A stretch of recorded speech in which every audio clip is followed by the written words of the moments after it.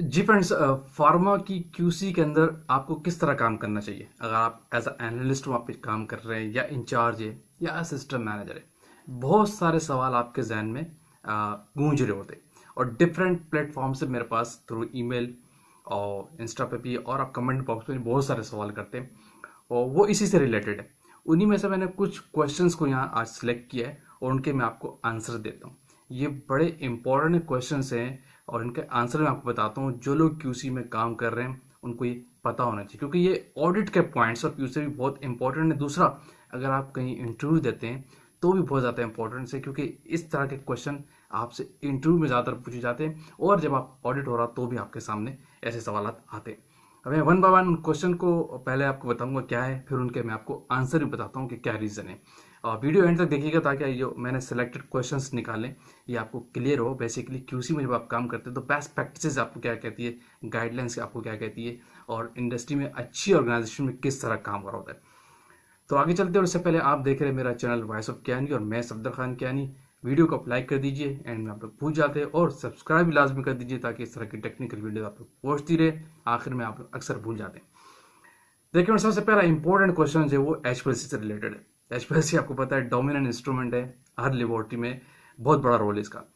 Question ये है कि एचपीएलसी पे जो हम एचपीएलसी ग्रेड का मिथेनॉल यूज करते हैं, अगर हमें कोई हमारा मोबाइल फेज या एचपीएलसी की एनालिसिस ऐसी है कि उसमें जस्ट प्योर मिथेनॉल ही यूज हो रहा है मोबाइल फेज के अंदर, जैसे आप मिथाइल पैराबीन की टेस्टिंग कर रहे हो तो उसका मोबाइल पे जस्ट प्योर मिथेनॉल है, तो क्या हमें उस एचपीएलसी ग्रेड के मिथेनॉल को, प्योर मिथेनॉल को भी फिल्टर करना चाहिए, डिगेस करना चाहिए या नहीं, या हम डायरेक्ट यूज कर सकते हैं। तो इसका आंसर है कि अगर आप एचपीएलसी का प्योर मिथेनॉल मोबाइल फेस के तौर पर एज यूज कर रहे हैं तो आप 2.5 लीटर की जो बोतल आती है मार्केट से, बॉटल कंपनी आपको दे रही होती है, उसको आप डायरेक्टली भी एचपीएलसी पे लगा सकते हैं, no need to filter.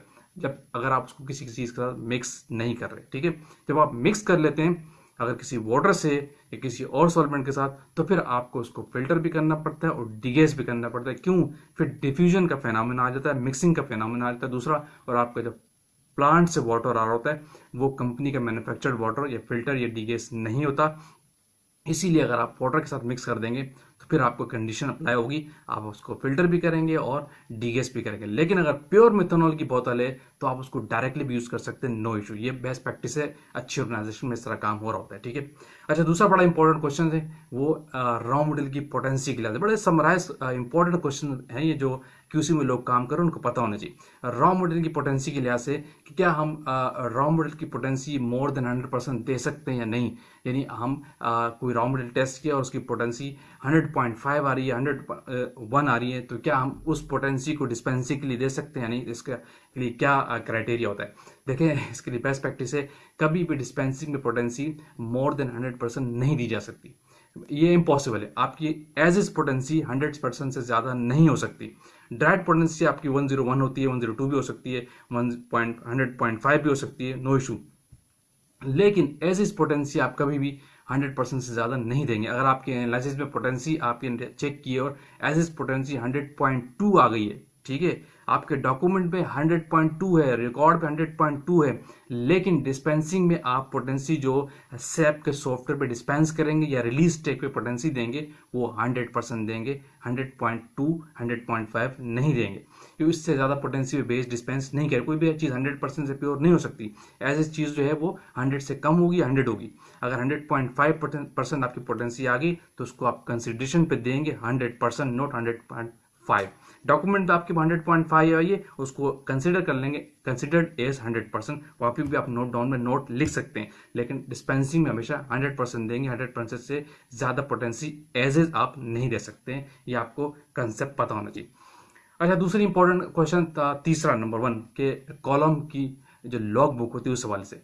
Question ये है कि हम एचपीएलसी की जो यूजेज की लॉग बुक बनाते हैं तो इसमें क्यों कंपलसरी नेसेसरी है कि हम कॉलम की अलग से बुक बनाएं, क्या ये जरूरी है? ये एक बड़े सवाल आ रहे थे, सवाल थे।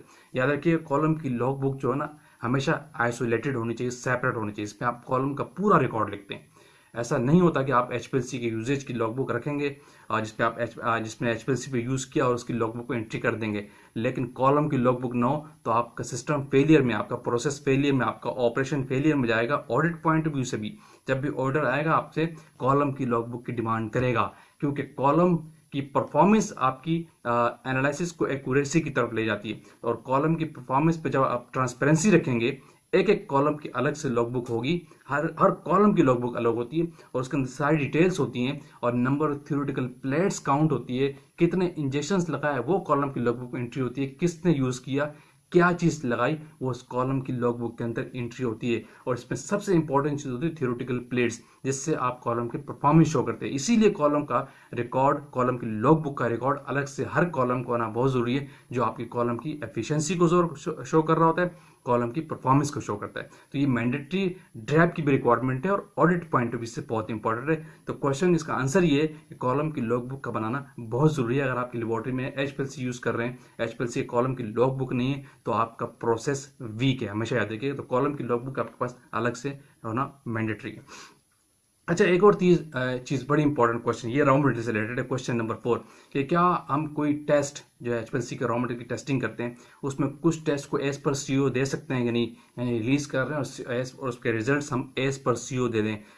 तो क्या इसके लिए क्या क्राइटेरिया, क्या बेस्ट प्रैक्टिस? देखें, इसमें अच्छी प्रैक्टिस यही है कि आपके पास फैसिलिटी होनी चाहिए उस टेस्ट को परफॉर्म करने के लिए। अगर आपके पास फैसिलिटी नहीं होती है तो फिर किसी एक या दो टेस्ट को आप एज पर सीओ दे सकते हैं, लेकिन ऐसा पॉसिबल नहीं है कि एक रॉ मटेरियल के अंदर 10 टेस्ट हैं, आप 10 के 10 एज पर सीओ दे दें।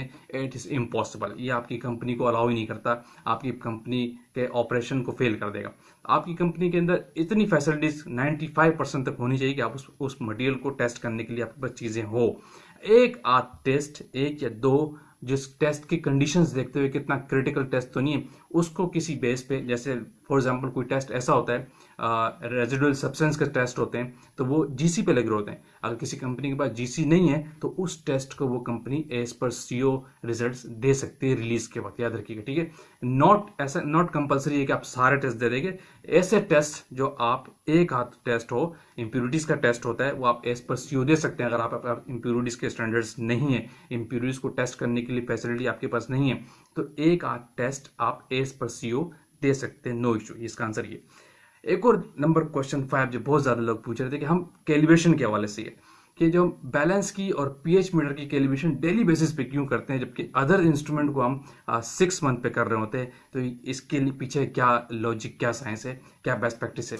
तो वेरी सिंपल है, ये आपसे अक्सर इंटरव्यू लोग क्वेश्चन पूछते हैं और ये आपसे कहीं ऑडिट हो रहा तो भी वो लोग पूछ ले, ज्यादातर ये क्वेश्चन आपसे इंटरव्यू में पूछा जाता है। तो आज ये क्वेश्चन जो मैंने सिलेक्ट किए सारे इंटरव्यू से रिलेटेड भी है और क्यूसी में जो काम कर रहे हैं, जब ऑडिट फेस होता है, कोई विजिटर आता है, तो वो भी आपसे इस तरह के क्वेश्चन पूछ लेता है। तो बैलेंस और पीएच मीटर की जो कैलिब्रेशन का क्राइटेरिया डेली बेसिस पे, वो जस्ट इसलिए है, इसका आंसर ये कि उनकी सेंसिटिविटी बहुत ज्यादा है। पीएच मीटर बहुत सेंसिटिव इंस्ट्रूमेंट है और बैलेंस जो जिसपे आप एनालिटिकल वेट करते हैं वो मोर सेंसिटिव है as compare to other instrument. तो इसीलिए इनकी डेली बेसिस पे कैलिब्रेशन होती है, डेली बेसिस पे वेरिफिकेशन होती है, ताकि इनकी परफॉर्मेंस एक्यूरेट ले। क्लियर? एक्यूरेट परफॉर्मेंस के लिए इनको डेली बेसिस पे कैलिब्रेट और वेरीफाई किया जाता है बिकॉज ऑफ सेंसिटिविटी। क्लियर हो गया? तो फ्रेंड्स, ये वो इंपॉर्टेंट क्वेश्चन मैंने 5 निकाले जो लेबोरेटरी में लोग काम कर रहे होते हैं, तो उनको इससे अवेयर होना बहुत जरूरी है। वीडियो को यहाँ पे एंड करते हैं। आई होप कि वीडियो के इन क्वेश्चन आंसर को आज की वीडियो आपने लाइक किया होगा। अगेन कहूँगा, चैनल को सब्सक्राइब कर दीजिए ताकि इस तरह की टेक्निकल वीडियो आप तक पहुँचती है। लाइक कीजिए, शेयर कीजिए। आएंगे किसी और टेक्निकल बात के साथ। Thank you for watching. अल्लाह हाफिज़।